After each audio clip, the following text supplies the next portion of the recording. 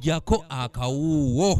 Ng'ennaku z'omwezi 25 omwezi ogwokutaano omwaka guno, Dr. Kizza Besigye n'abantu abalala babiri balabikako mu maaso g'omulamuzi Siena Omugisha mu kkooti ya Buganda Road ku misango gyekuusa okukuma abantu omuliro olw'ebbeeyi y'ebintu eyeekanamye.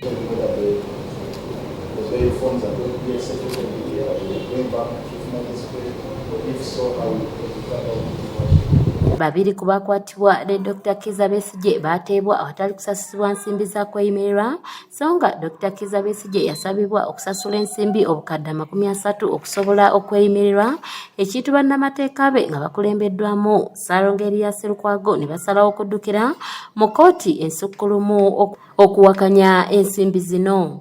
There were 3 other persons arrested with the applicant for offences arising out of the same event.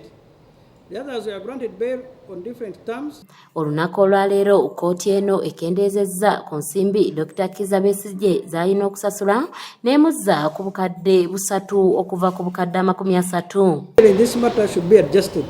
Bail terms or conditions must not be so high as to be out of reach or appear punitive. They should not be so low as to be outrageous or ridiculous. They must fit the circumstances of the individual case.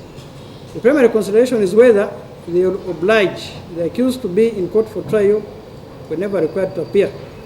In light of the above, this court is persuaded to reduce the bail set from 30 million shillings to 3 million shillings cash. All the conditions set by the magistrate remain the same. Signed, trial judge. Twogeddeko ne munnamateeka wa Besigye Erias Lukwago era n'abaako by'atunnyonnyodde. Naffe nti obukadde 3 bwali bungi nnyo okusinziira ku kasango kano nga bwe kali, nti akasango ako aka incitement to violence singa ddala Dr. Besigye wakozesebwa ne gumusinga fine ya $1,400,000 oba okumusima emyaka 3. Toyinza gamba muntu aguddwa ku kasango bwe katyo nti ate omuweesa bail ya $1,300,000. Lukwago agamba nti newankubadde nga baddiziddwa ku bukadde 3 babadde tebateekeddwa okuggyibwako wadde omunwe gw'ennusu. Era tulina naffe okwennyamiramu yadde ensala y'omulamuzi tujyaniriza, naye era tulinamu evvuunya ku mutima nti ne $1,300,000 era tulaba nti zikyali nnyingi olw'ensonga nti akasango kanafu. Ate ekigendererwa kya bail si punishment. Ono agamba nti Dr. Kizza Besigye alina obusobozi okusasula ssente zonna kkooti z'ebeera emusabye okweyimirirwa, wabula okuwakana kwabwe bagamba nti balwanirira abantu abalala abayinza okusabibwa ensimbi ennyingi naye nga tebalina busobozi buziwaayo. Tulowooza olw'okulwanirira obwenkanya so obwa Dr. Besigye naye n'abantu abalala abayinza okusanga obuzibu bwe buto, nti singa omuntu omugamba asasule $1,300,000 ku musango gwa incitement to violence, kiba kitegeeza nti waliwo abajja okusibibwa nga tebazisobola.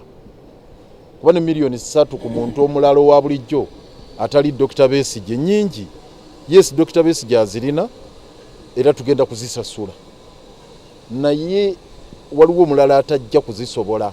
We tuviiridde ku kkooti eno nga Dr. Kizza Besigye akyaddiziddwayo mu kaduukulu ka kkooti, so nga bannamateeka be wamu n'abazze okumweyimirira balikola ku mpapula z'okumweyimirira awamu n'okusasula ensimbi.